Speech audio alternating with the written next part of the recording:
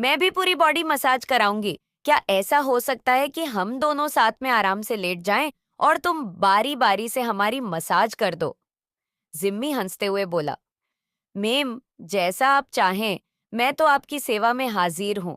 शरद और दिव्या की शादी 6 महीने पहले ही हुई है। शरद एक एमएनसी कंपनी में मार्केटिंग हेड है और दिव्या एक फ्रीलांसर इंश्योरेंस एडवाइजर है।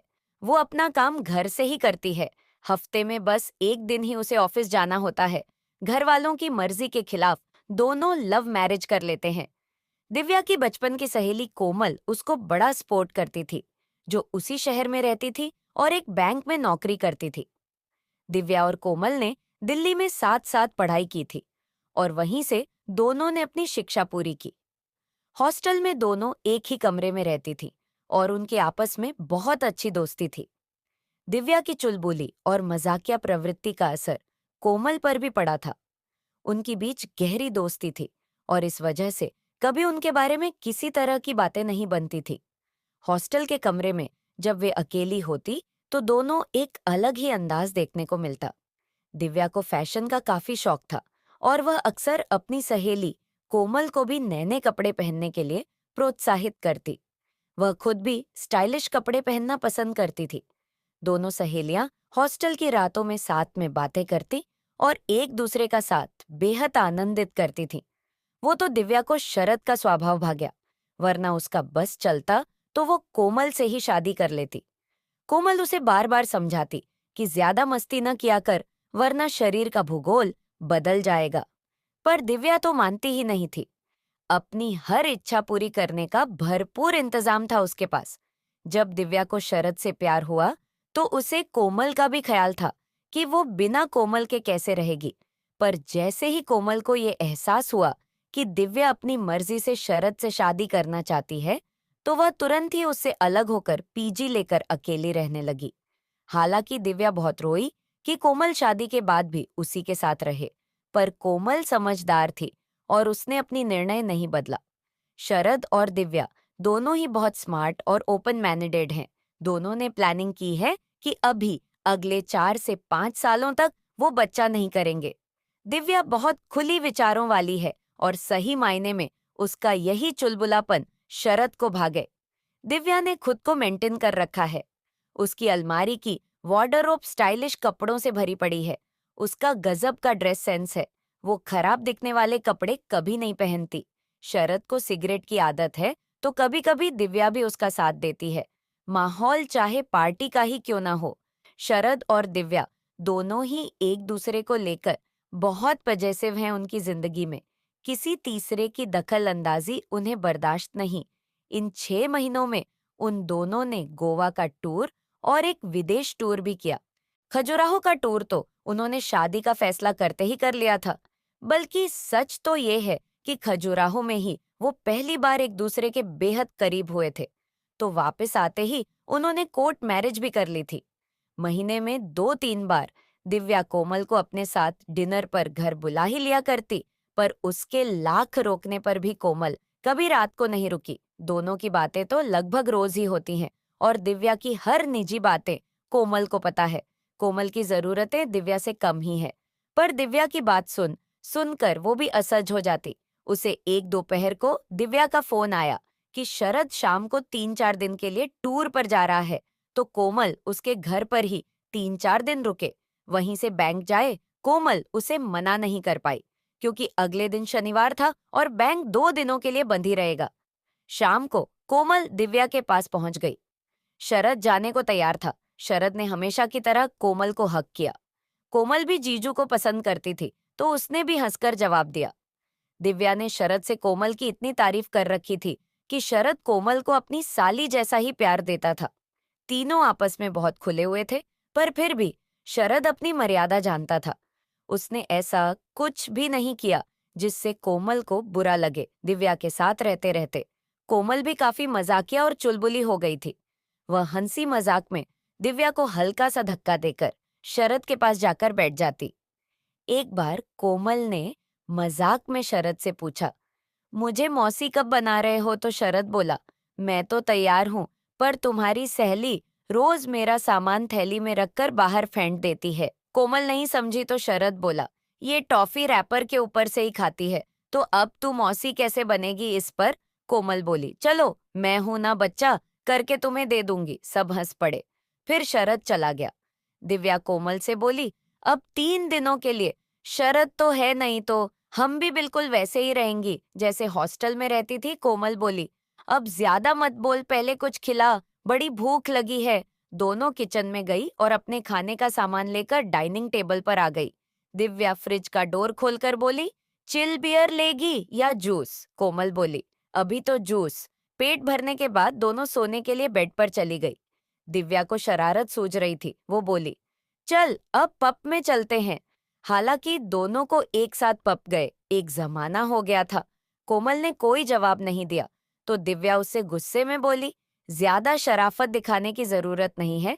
और सुन, मेरी शरद से बात हो गई है, अब तू हमारे साथ ही रहेगी। इस फ्लैट का बाहर वाला गेस्ट रूम तेरा। कोमल को मालूम था कि इस वक्त दिव्या से बहस करना बेकार है। दिव्या ने कोमल का हाथ पकड़ते हुए कहा, चल अब नहाने चलते हैं, फिर तैयार होकर थोड़ा घूमने चलेंगे। हंसी मजाक करते हुए दोनों बाथरूम में चली गई। आज लगभग 6 महीने बाद वे साथ नहा रही थी। पहले यह उनका रोज का रूटीन था।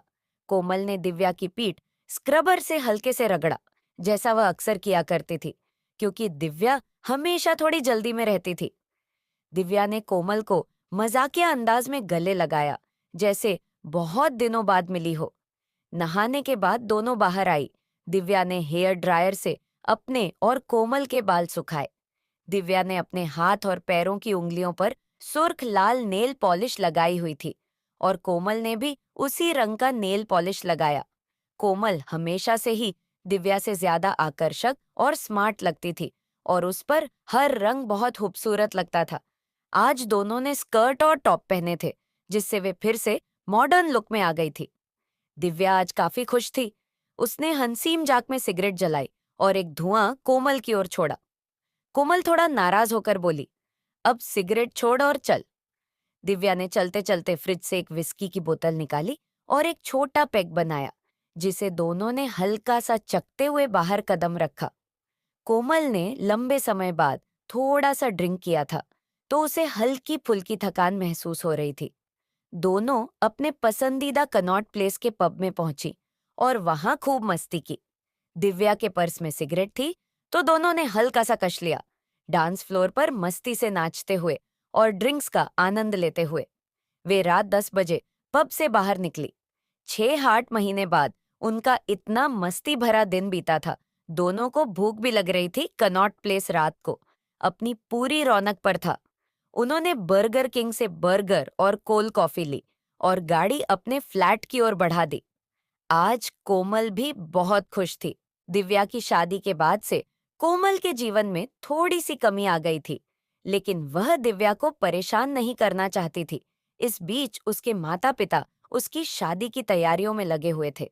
कोमल को शरद के ऑफिस में अकाउंट्स हेड के रूप में काम करने वाला राहुल पसंद था और राहुल भी उसे पसंद करता था।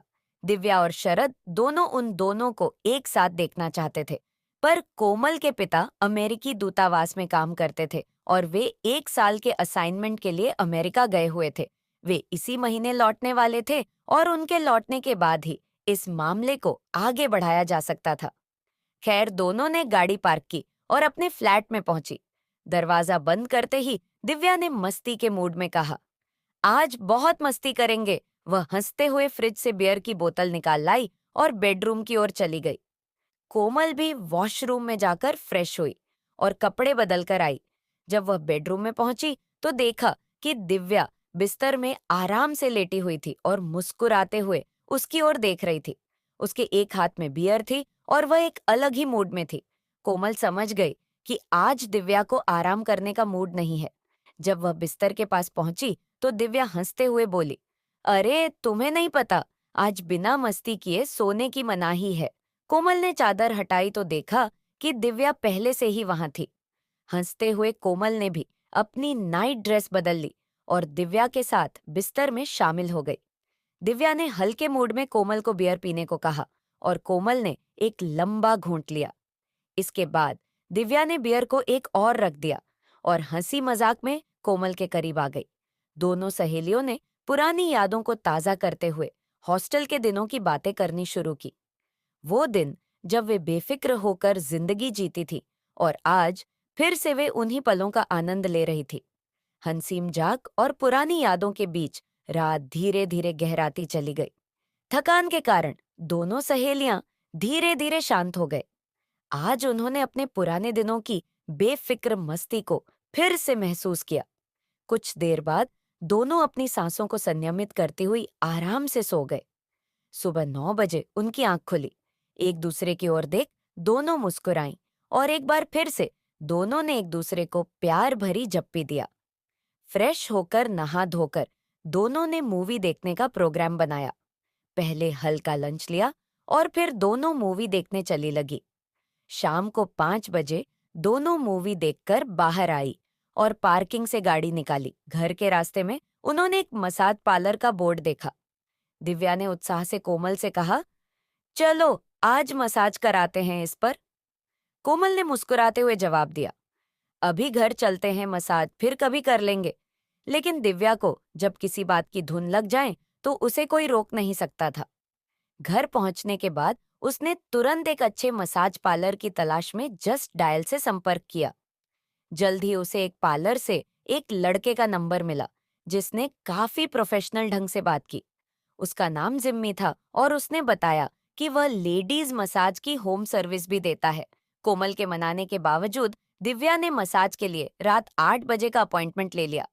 जिम्मी ने अपनी फीस 5,000 रुपए बताई और साथ में यह भी कहा कि अगर शुरू के 10 मिनट में उन्हें उसकी सेवा पसंद नहीं आई तो वह केवल टैक्सी का किराया यानी 500 रुपए ही लेगा। साथ ही उसने सलाह दी कि वे लोग 7 बजे के बाद कुछ न खाएं और फ्रेश होकर तैयार रहें। दिव्या काफी उत्साहित थी, जबकि कोमल शांत थी। उसे अचानक रोमांच में दिलचस्पी नहीं आती थी। दिव्या ने जल्दी जल्दी पकौड़े बनाए और चाय पीते हुए उसने कहा, चलो थोड़ा ध्यान रखते हैं और आराम कर लेते हैं। कोमल ने थोड़ी नानुकुर की, लेकिन दिव्या ने उसे भी राजी कर लिया। दोनों फ्रेश होकर जिम्मी का इंतजार करने लगी। ठीक 8 बजे दरवाजे की घंटी बजी। दरवाजे पर वही जिम्मी था जिसके बारे में उन्होंने पहले बात की थी। वह एक स्मार्ट कश्मीरी युवक था। गोरा रंग और चेहरे पर गुलाबी आभा। मुस्कुराते हुए उसने दोनों का झुककर अभिवादन किया। जिम्मी ने उनसे कहा कि वे जहां आराम से महसूस करें वहां उसे जगह बता दें। उसने सुझाव दिया कि वे फर्श पर गद्दा बिछा लें तो यह ठीक रहेगा। गद्दा बिछाने के बाद जिम्मी ने कमरे की रोशनी हल्की कर दी और अपने मोबाइल से एक सुकून भरा संगीत बजा दिया। उसने अपने बैग से कुछ मसाज के तेल और सामग्री निकाली और माहौल को शांतिपूर्ण बनाने के लिए हल्का स्प्रे किया। जिम्मी ने फिर उनसे पूछा कि पहले कौन मसाज कराना चाहती है और किस तरह की मसाज करनी है। दिव्या मुस्कुराते हुए आगे आई और बोली, पहले तुम हमें दिखाओ कि कैसे मसाज करते हो, फिर हम बताएंगे। जिम्मी ने दिव्या को एक कुर्सी पर आराम से बिठाया और धीरे धीरे उसके सिर और माथे की मालिश करने लगा। इसके बाद उसने दिव्या के कंधे और हाथों पर भी ध्यान दिया। दिव्या को यह काफी सुकून देने वाला लगा और वह खुश होकर बोली, जिम्मी यह तो बहुत आरामदायक है, मैं भी पूरी बॉडी मसाज कराऊंगी क्या? ऐसा हो सकता है कि हम दोनों साथ में आराम से लेट जाएं और तुम बारी बारी से हमारी मसाज कर दो। जिम्मी हंसते हुए बोला, मेम जैसा आप चाहें, मैं तो आपकी सेवा में हाजिर हूं। इसके बाद उसने दोनों से आरामदायक कपड़े पहनने का सुझाव दिया ताकि मसाज के दौरान वे सहज महसूस कर सकें। कोमल को थोड़ी झिझक हुई तो दिव्या ने उसे समझाया।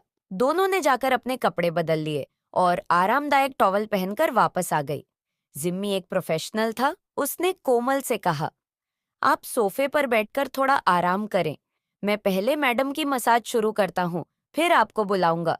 लेकिन कोमल ने कहा, पहले आप मेरी मसाज कर दीजिए, मुझे ज्यादा समय नहीं लगेगा।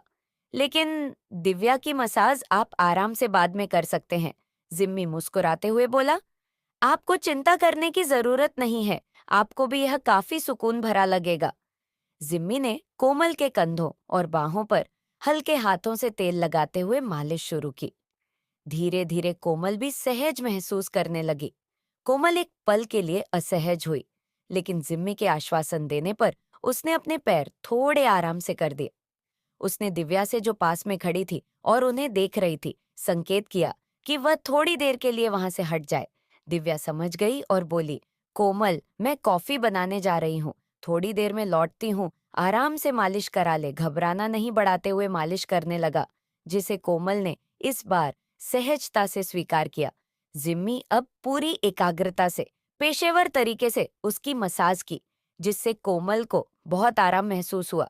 फिर कुछ देर बाद दिव्या कॉफी लेकर अंदर आ गई और मुस्कुराते हुए बोली, हाँ, तो हो गई आपकी मसाज पूरी। तीनों ने हंसी खुशी कॉफी पी और फिर कोमल उठकर वॉशरूम में चली गई।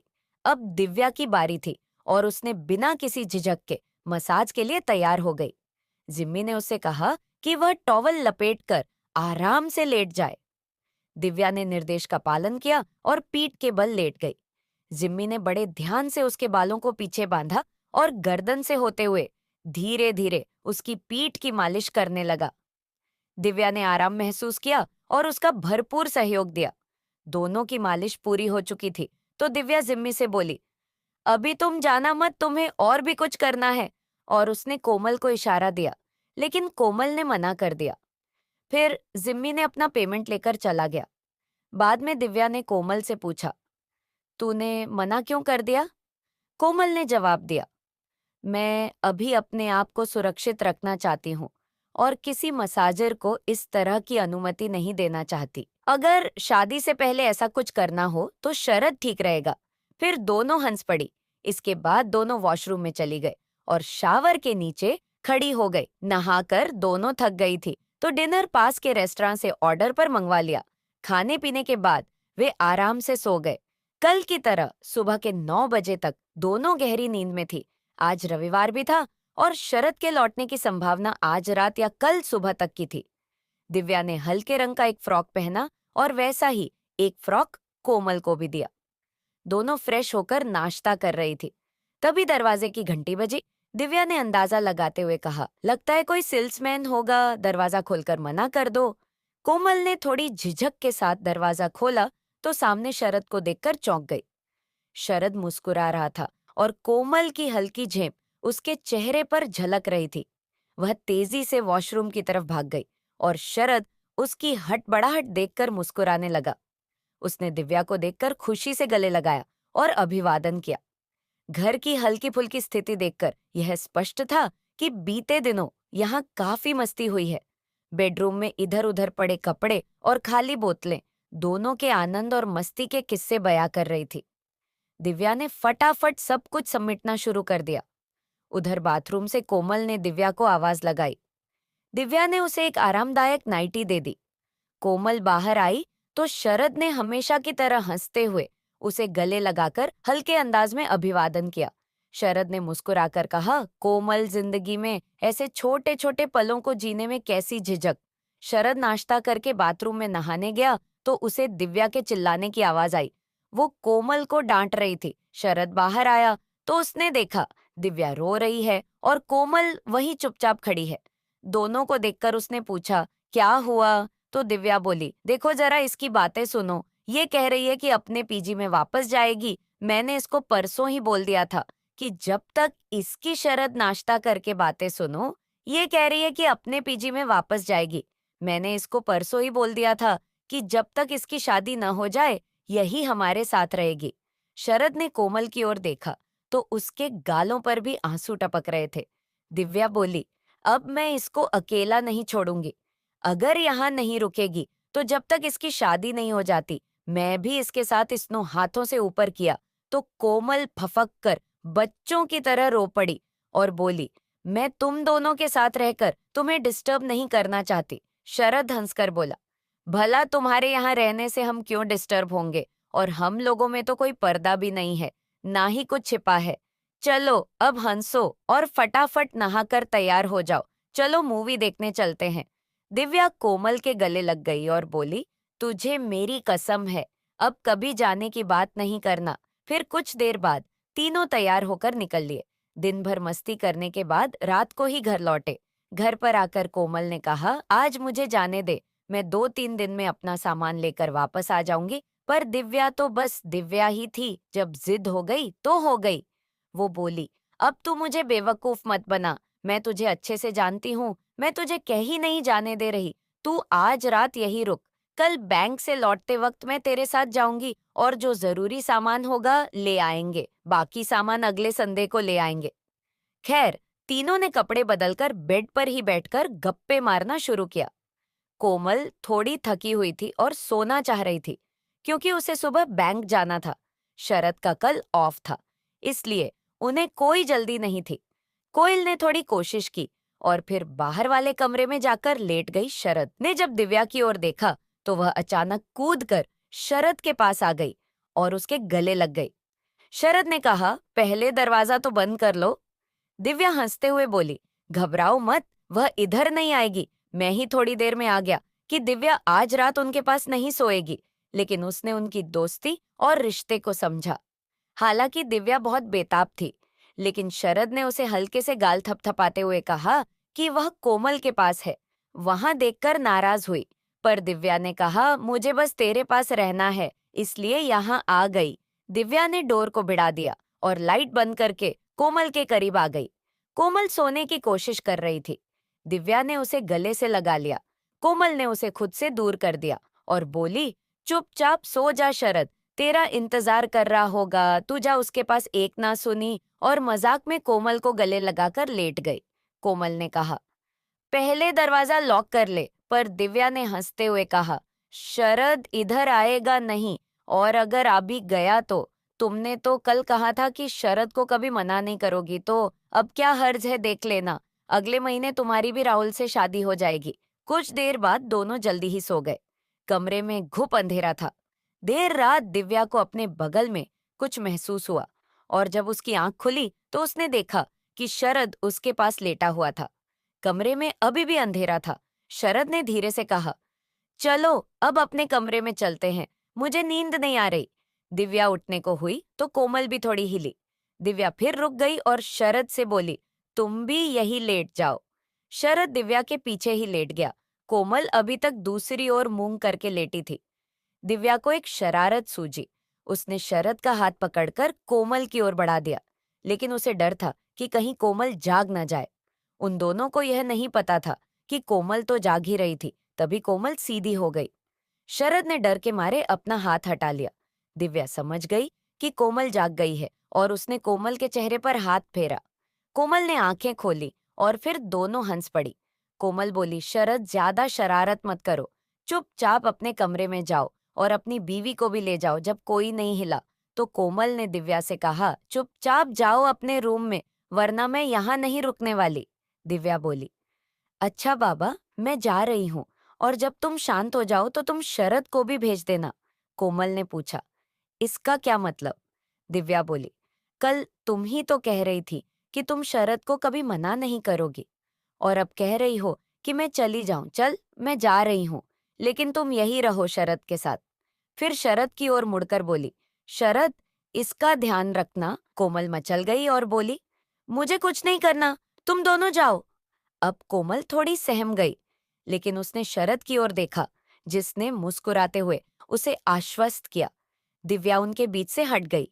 अगले दिन कोमल बैंक गई। उसके पापा का फोन आ गया कि वो इस वीकेंड तक वापस आ जाएंगे। उन्होंने कहा कि राहुल के पेरेंट्स को बुला लो, अगर सबको रिश्ता पसंद आया तो अगले महीने ही शादी कर देंगे। आपको ये कहानी कैसी लगी, प्लीज कमेंट करके जरूर बताएं।